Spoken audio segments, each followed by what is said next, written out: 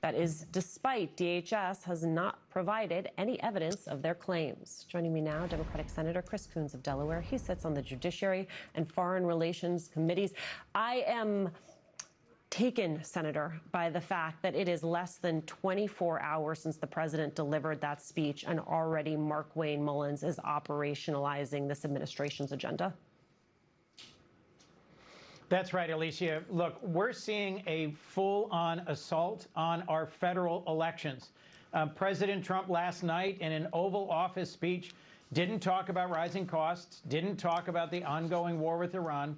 He rehashed what are now 6-year-old conspiracy theories, classified information that's already been released, things that happened when he was president and the people he chose led our intelligence community, and delivered no new concrete evidence to prove that there was any impact on the 2020 elections.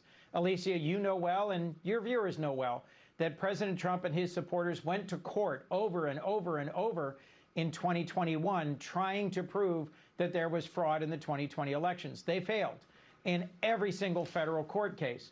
And for Markwayne Mullins, the Secretary of Homeland Security, to now be threatening criminal sanctions for those who won't purge illegals out of our voter rolls is just another step in undermining confidence in our elections.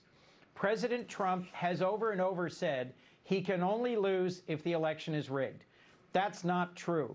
In fact, the only person we know interfered in the 2020 election was President Trump himself when he picked up the phone and called Georgia's Secretary of State, the man in charge of elections, and said, "Go find me the votes that will let me win Georgia."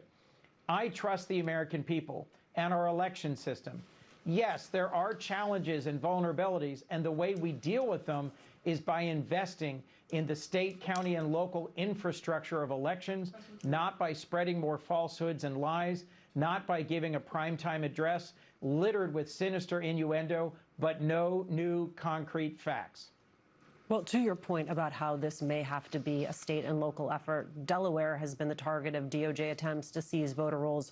Your governor created a task force essentially to Trump-proof your elections. Can you give us a sense of the conversations that are happening between federal and state leaders right now?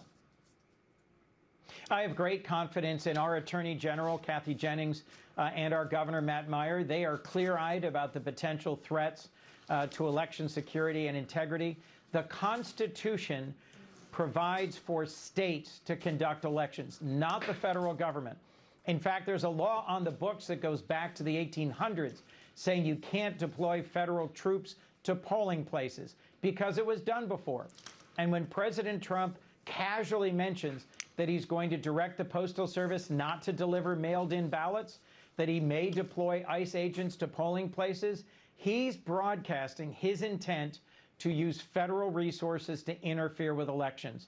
And in Delaware, we have confidence in the integrity and transparency of our elections. They are well-run, they are state-run, and that's the way it should stay. Senator, I want to turn your attention to the confirmation of acting AG Todd Blanch, who I think is actually very relevant in the conversation we're having about the upcoming elections. Fundamentally, do you think Tillis or Cornyn hold the line?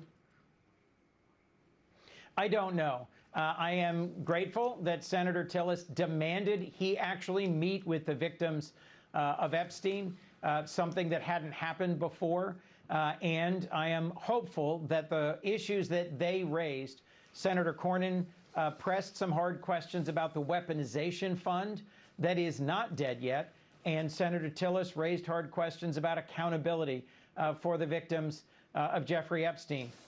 But I've been disappointed over and over by colleagues who have raised hard questions about unqualified nominees from Tulsi Gabbard to RFK Jr., but in the end voted for them. So I'm not going to hold my breath on that. I do think it's important that folks realize the answer to the question that I asked him, Mr. Blanch, why are you here?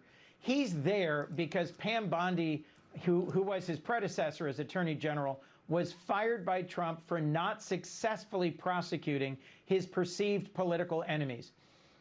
President Trump said on Truth Social that Pam Bondi needed to get going indicting people like Jim Comey and the Attorney General of New York, Tish James.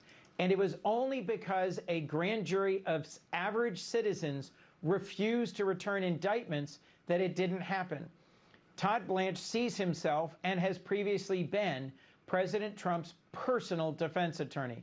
That's not the role of the Attorney General. He needs to stand up to Trump, he needs to stand up for the truth, and he needs to not continue this campaign of weaponization that Trump's been on. And it'll have real consequences in our November elections if Todd Blanch continues to go in this direction. The acting director of national intelligence, Bill Pulte, someone with zero intelligence experience, is also an alarming interim placeholder because of his potential misuse of classified materials and intelligence. Look, it's long past time, Alicia, for my Republican colleagues who care about democracy, who believe in our Constitution, to stand up to some of Trump's spreading of conspiracy theories and, frankly, bald-faced lies, and protect and preserve the Constitution of our nation. You mentioned Bill Pulte, so I'm going to ask you about Jay Clayton, the nominee to be the director of national intelligence. He sat for his confirmation hearing on Wednesday, arguably the luckiest guy in the world because so many eyes were on Blanch. Back in June, you told NPR that while he's, quote, not as obviously awful as acting DNI Bill Pulte, Clayton still lacks the intelligence background that is required. How do you plan to vote on his nomination? I will vote against Jay Clayton to be Director of National Intelligence. I think it's frankly humiliating that so many senior nominees, whether to be a federal district court judge or Director of National Intelligence, can't just look in the camera and say, yes, Joe Biden won the 2020 election, frankly, by 7 million votes.